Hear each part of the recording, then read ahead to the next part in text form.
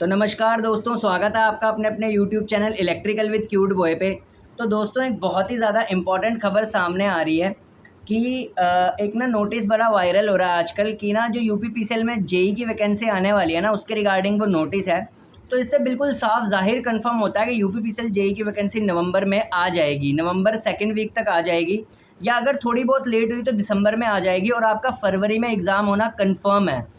तो आप क्या कीजिए, फरवरी में एग्ज़ाम होना है तो उसके हिसाब से तैयारी करना आप शुरू। पहले तो एसएससी जेई पे फोकस कीजिए, सबसे पहले उसका एग्ज़ाम है।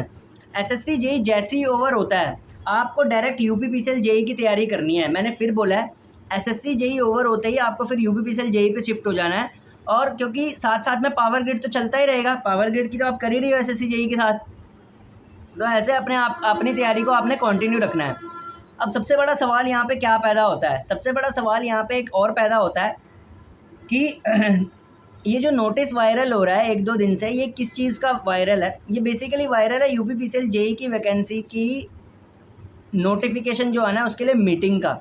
क्या हो रहा है, यूपीपीसीएल में जो एमडी हैं, बोर्ड ऑफ डायरेक्टर्स हैं उनके, ठीक है, चीफ इंजीनियर्स हैं बड़े बड़े, उन्होंने साथ में एक मीटिंग बिठाई है। मीटिंग बिठाने का क्या मतलब होता है कि जितने जितने डिस्कॉम्स में पद खाली हैं, यानी पोस्ट जितनी सारी डिस्कॉम्स में खाली हैं, ओवरऑल कितने डिस्कॉम्स हैं, पश्चिमांचल विद्युत वितरण निगम लिमिटेड, पूर्वांचल विद्युत वितरण निगम लिमिटेड, मध्यांचल विद्युत वितरण निगम लिमिटेड, ठीक है, कैस्को हो गया, ठीक है, और दक्षिणांचल हो गया, और लेसा हो गया, ठीक है। तो ये डिस्कॉम्स हैं यूपीपीसीएल के, ठीक है। और एक कॉर्पोरेट ऑफिस होता है, वो उसी के अंदर आता है, ठीक है, मतलब वो लखनऊ में आता है, ठीक है।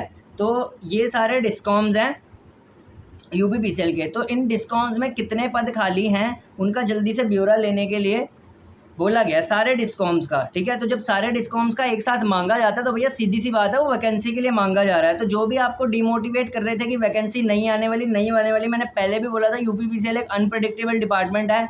जैसे ही हम सोचने लगते हैं कि वैकेंसी नहीं आएगी, क्योंकि बहुत सारे बच्चे बोल रहे थे कि अगले साल ही वैकेंसी आएगी, अब ऐसा नहीं होता। UPPCL is truly unpredictable department, और ये साबित भी करता है हमेशा। देख लेना, आपको लग रहा होगा ना नहीं आएगी, नवंबर लास्ट में ही निकाल देगा ये वैकेंसी, फिर आप एकदम चौंक जाओगे कि वैकेंसी आ गई, ठीक है। फिर आपको हड़बड़ाहट में तैयारी करनी पड़ेगी। तो एसएससी जेई का एग्ज़ाम जैसे ही ओवर होता है, आपको यूपीपीसीएल जेई की तैयारी करनी चाहिए। अब यहाँ पे एक सवाल और पैदा होता है कि जो यूपीपीसीएल जेई की तैयारी है, यूपीसीएल जेई का नोटिफिकेशन आएगा, ये जितने भी डिस्कॉम्स हैं उनको इंक्लूड करके आएगा, प्लस ट्रांसमिशन को भी इंक्लूड करके आएगा, ठीक है। उसमें ट्रांसमिशन के बारे में भी मैंशनड है। तो ट्रांसको में जितने पद हैं और डिस्कॉम में जितने पद हैं वो हमेशा मिक्स करके ही आते हैं, ठीक है। तो दोनों में ही आएगा। और यूपीपीसीएल में स्टाफ की बहुत ज़्यादा कमी है, तो ये तो बिल्कुल ही जाहिर था कि वैकेंसी आनी ही आनी है, ठीक है। स्टाफ की बहुत ज़्यादा कमी है यहाँ पे, तो इसकी वजह से वैकेंसी बोथ में, ट्रांसमिशन में भी और डिस्ट्रीब्यूशन में भी। अब यहाँ पे सवाल एक पैदा और होता है कि क्या यहाँ पे आज मैं एक और इंक्लूड कर रहा हूँ लास्ट में, वीडियो के लास्ट में बैंड होने वाली है, कि क्या जो फाइनल ईयर स्टूडेंट होता है, सबसे ज़्यादा मन में सवाल बच्चों का यही होता है कि जो फ्रेश पास आउट नहीं, जो भी फाइनल ईयर में है, ठीक है, फाइनल ईयर स्टूडेंट क्या इसमें एलिजिबल होता है? तो यूपीपीसीएल जेई में फाइनल ईयर स्टूडेंट कभी भी एलिजिबल नहीं होता। जिसने पास कर दिया होता है, जिसका रिजल्ट आ गया होता है, सिर्फ वो एलिजिबल होता है। यानी कि आपका रिजल्ट आ जाना चाहिए, रिजल्ट आ जाना चाहिए यूपीपीसीएल जेई के लिए सबसे मेन कंडीशन होती है कि आपका रिजल्ट आ जाना चाहिए, कोर्स ख़त्म हो जाना चाहिए और रिज़ल्ट आ जाना चाहिए। और फॉर्म आप भर सकते हैं जब तक आपका रिज़ल्ट आ गया, लेकिन जिस दिन यूपीपीसीएल का रिज़ल्ट आएगा ना, उस दिन तक आपके पास ओरिजिनल डॉक्यूमेंट्स होने चाहिए, नहीं तो आप डॉक्यूमेंट वेरिफिकेशन में सिलेक्शन के बाद भी बाहर हो जाओगे। तो हमेशा फाइनल ईयर वाले के साथ ये दिक्कत होती है, ठीक है। तो यूपीपीसीएल फाइनल ईयर को कभी भी अलाउ नहीं करता। यूपीपीसीएल उस बच्चे को तो अलाउ कर देता है, जैसे आपका मान लो रिज़ल्ट आ गया फाइनल ईयर का, तो you are applicable. Final year का रिज़ल्ट आपका आ गया तो आप फॉर्म भर देना, एग्ज़ाम भी दे आना। पर जिस दिन यूपीपीसीएल का रिज़ल्ट आएगा ना, मैं आपको एक चीज़ बता देता हूँ, मान लो अगर कोई बच्चा इस बार पास हो चुका है, उसके पास पास का आ गया, उसने अपना रिज़ल्ट देख लिया, ठीक है, उसने अपना रिज़ल्ट देख लिया नेट पे कि वो पास हो गया कोर्स में, ठीक है। तो अब जब नवंबर में वैकेंसी आएगी वो फॉर्म भर दे, लेकिन फरवरी तक जिस दिन रिज़ल्ट आएगा, ये फरवरी में एग्ज़ाम होएगा और मार्च लास्ट तक लगा लो रिज़ल्ट आ जाएगा, और अप्रैल में डॉक्यूमेंट वेरिफिकेशन स्टार्ट हो जाएगी। तो अप्रैल तक आपके पास ओरिजिनल डॉक्यूमेंट्स होने चाहिए, तब आप तब आप सिलेक्टेड माने जाओगे, ठीक है ना। यानी कि मान लो अब कोई बच्चा अभी भी पास हुआ है, ठीक है, उसके पास अभी सर्टिफिकेट नहीं है, ठीक है ना। एग्जांपल ले रहा हूँ इसको समझने के लिए। मान लो कोई बच्चा बिल्कुल फ्रेश पास हुआ है कोर्स में और उसके पास सर्टिफिकेट नहीं है अभी, ठीक है, बस उसका रिजल्ट आ रखा है कि वो पास हो गया, उसने नेट में पास रिजल्ट देख लिया, ठीक है। अब क्या होता है, मान लो वो एग्ज़ाम भरता है नवंबर में, ये मैं बात कर रहा हूँ फ्रेश वाले बंदे की।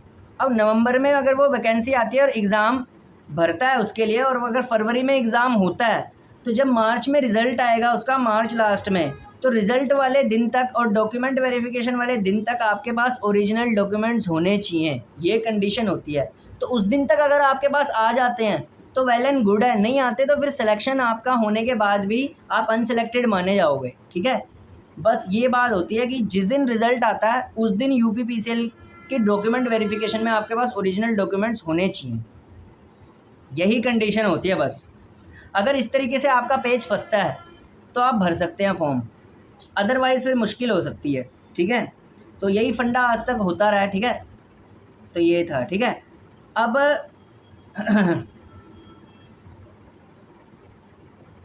हाँ, एक चीज़ और मैं मेंशन कर देता हूँ, एक वीडियो ना मैं इसके लिए भी बनाऊंगा कि यूपीपीसीएल में जो फ्रेश लड़का है वो कैसे compete कर सकता है एक्सपीरियंस्ड बंदों के साथ, क्योंकि ये जो आने वाली वैकेंसी है ये कुछ ऐसे टाइम पे आ रही है शायद जिसमें फ्रेश पास आउट कैंडिडेट भी भरें, क्योंकि लेट हो गया ना वैकेंसी।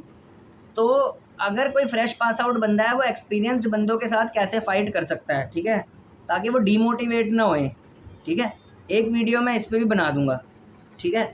नेक्स्ट वीडियो बनेगी कि यूपीपीसीएल जेईई में कितनी वैकेंसी आने वाली है, ठीक है, एग्जैक्ट आंकड़ा मान के चलेंगे कितनी आती हैं, ठीक है। तब तक के लिए चैनल को लाइक कीजिए, सब्सक्राइब कीजिए। Thanks for your support.